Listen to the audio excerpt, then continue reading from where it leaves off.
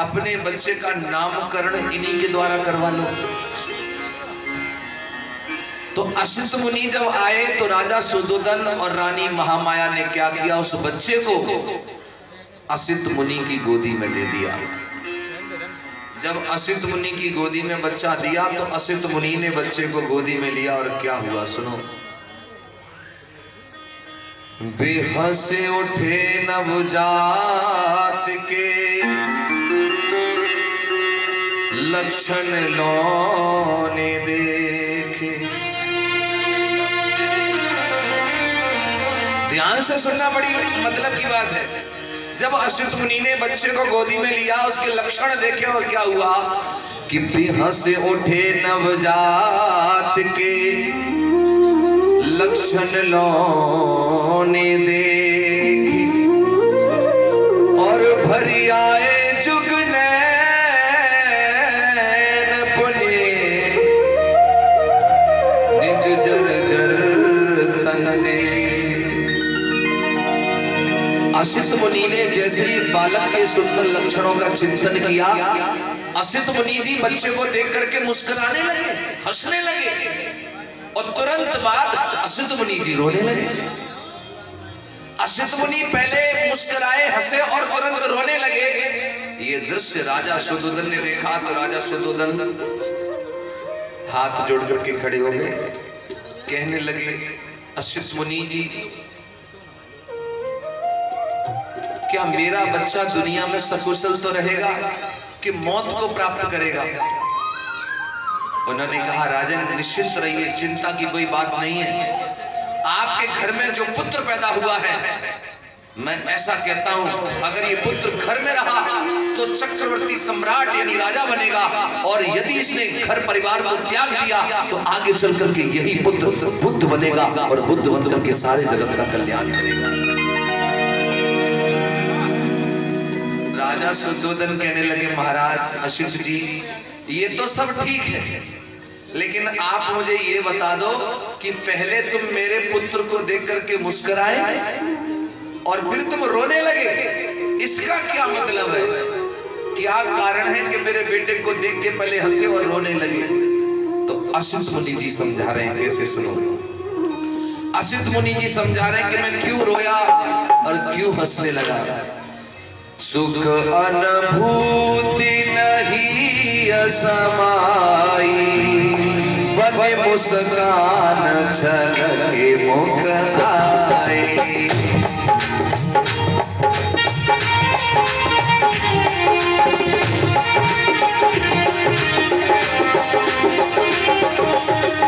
लख बहे मोहन सुन मनमानी, लख बहे मोहन सुन महिमानी, सो गुण आए गौ आखिन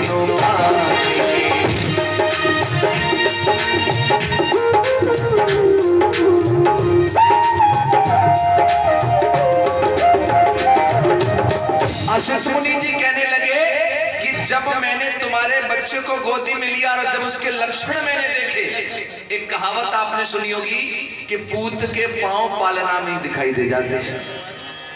असित मुनि जी बोले जब मैंने तुम्हारे बच्चे को गोदी में लिया और उसके लक्षणों को देखा तो मैंने ये जाना कि तुम्हारा बेटा बड़ा होकर के राजा नहीं, डेफिनेटली सम्यक संबुद्ध बनेगा। जब ये बात मैंने अपनी प्रज्ञा से जानी कि तुम्हारा बेटा बड़ा होकर के बुद्ध बनेगा, तो मेरे चेहरे पर मुस्कुराहट आ गई, हंसी आ गई, क्योंकि बुद्ध पैदा होंगे। लेकिन जैसे ही मेरी नजर इस बुढ़ापे वाले जर्जर शरीर पर गई, जैसे ही मेरी नजर मेरे जर्जर शरीर पर गई तो मेरी आंखों में आंसू आ गए। क्यों?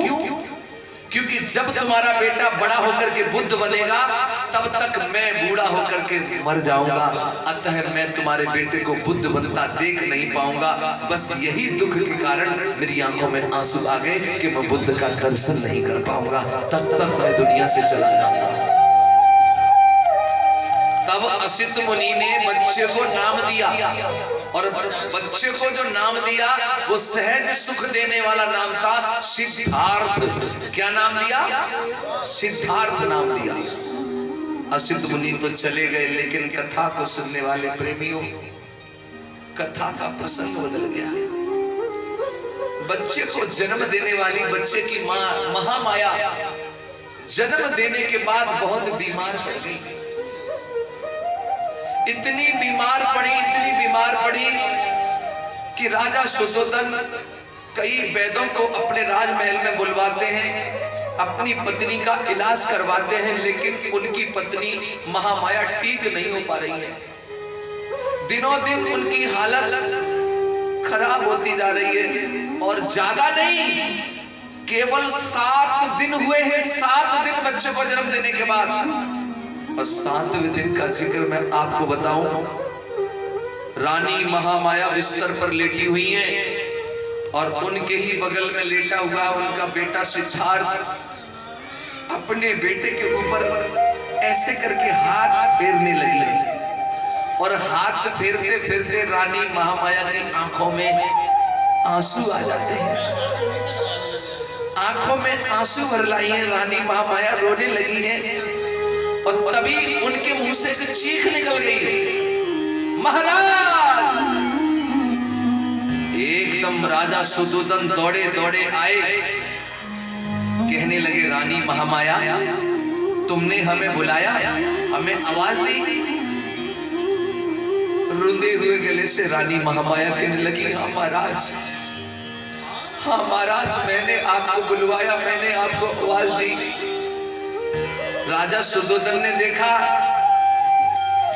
कि रानी महामाया की आंख में आंसू हैं। महाराज कहने लगे, रानी महामाया तुम रो रही हो? कहने लगी, महाराज पता नहीं मुझे ऐसा क्यों लग रहा है कि मैं और तुम आज सदा सदा के लिए बिछुड़ जाएंगे। मेरा बेटा मुझसे दूर हो जाएगा, ये राजमहल मुझसे छूट जाएगा। स्वामी, मुझे ऐसा लगता है मेरा समय आ गया है।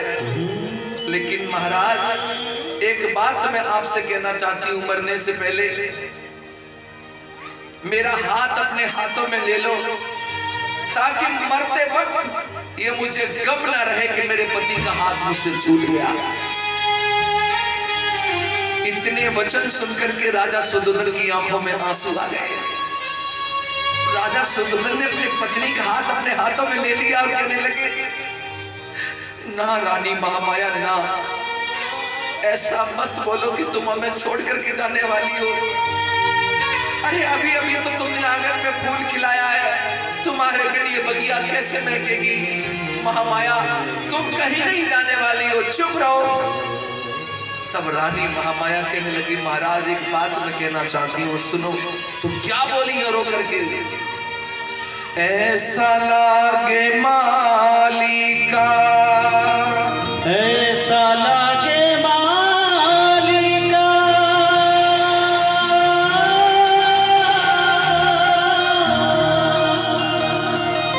रानी महामाया कहने लगी है, महाराज ऐसा लागे पानी का चमन लुट रहा है, ऐसा लागे मालिका,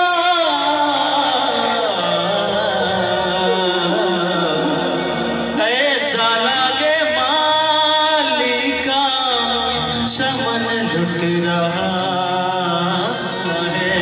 और रानी महामाया कहने लगी, मुझको संभालो महाराज, मेरा दम घुट रहा है। मुझको संभालो महाराज, मेरा दम घुट रहा है। मुझको संभालो महाराज, मेरा दम घुट रहा है।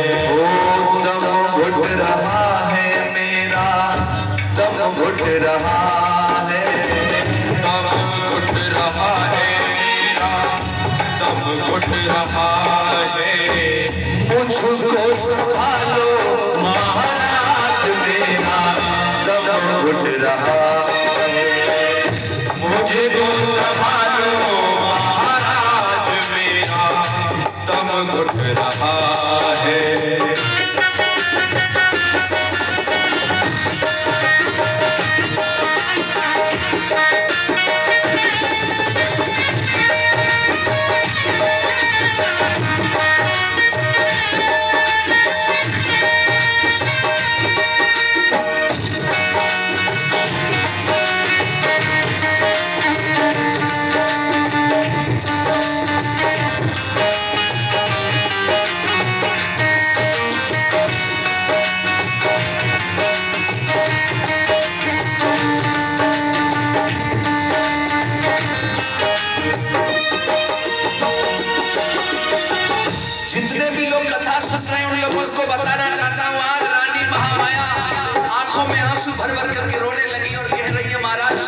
बाद अगर मैं मर जाऊं तो एक काम जरूर करना।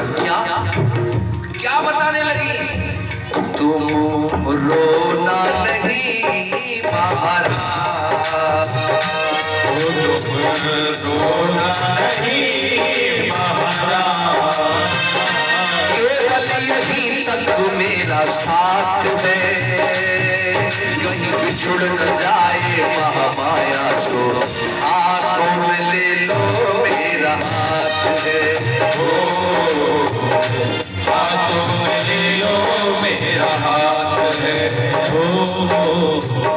हाथों में ले लो मेरा हाथ है। महाराज मुझे ऐसा लग रहा है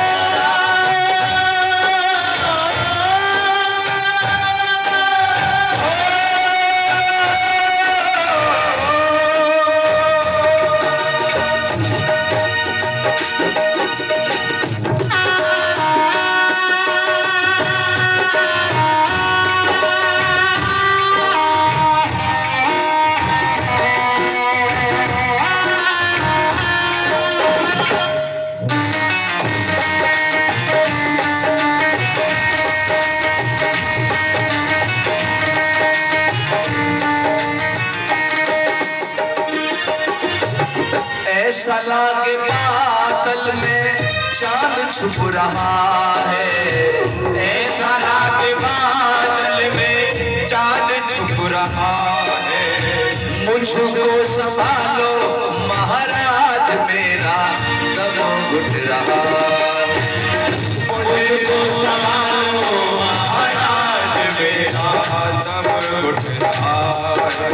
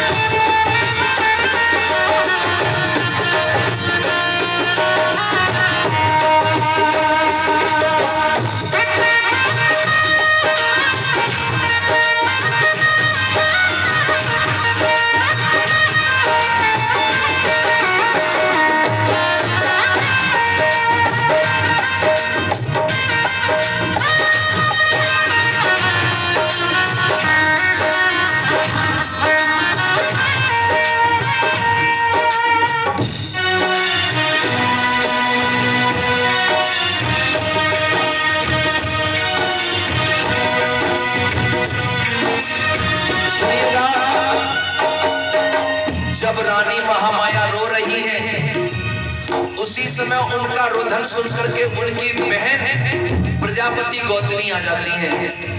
जैसे ही उनकी बहन प्रजापति गौतमी आई, रानी महामाया ने क्या किया? अपना बच्चा उठाया और अपनी बहन की गोदी में डाल दिया और कहने लगी, बहन एक काम करना, क्या मेरी सांसों का कोई भरोसा नहीं है, अब कब निकल जाए, लेकिन ये बेटा मैं तुम्हारी गोदी में डाल के जा रही हूँ। और क्या बोली है? मैं मर जाऊं तो, मैं मर जाऊं तो मेरे बेटे को ना तुम रुलाना, मैं मर जाऊं तो बेटे को ना तुम रुलाना। याद करे कर मैया तो बेटा के घर बुलाना। बेटा के बुलाना हो, बेटा के बुलाना। रानी महामाया कहने लगी, अगर मैं मर जाऊं तो ये बेटा मैं तुम्हारी गोदी में डाल के जा रही हूँ, मेरे मरने के बाद मेरा बेटा अगर अपनी माँ को याद करे तो कभी उसे ऐसा एहसास मत होने देना कि उसकी माँ मर गई है। और क्या हुआ?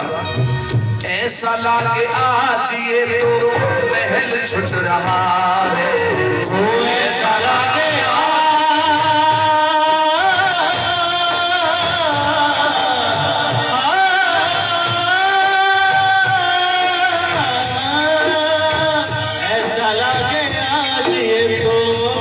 छुट रहा है। मुझको संभालो महाराज मेरा दम घुट रहा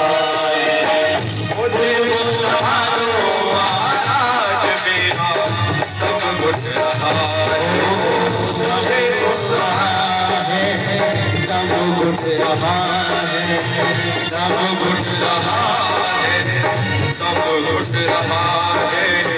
मुझको संभालो महाराज लेना, दम घुट रहा है, मुझको संभालो।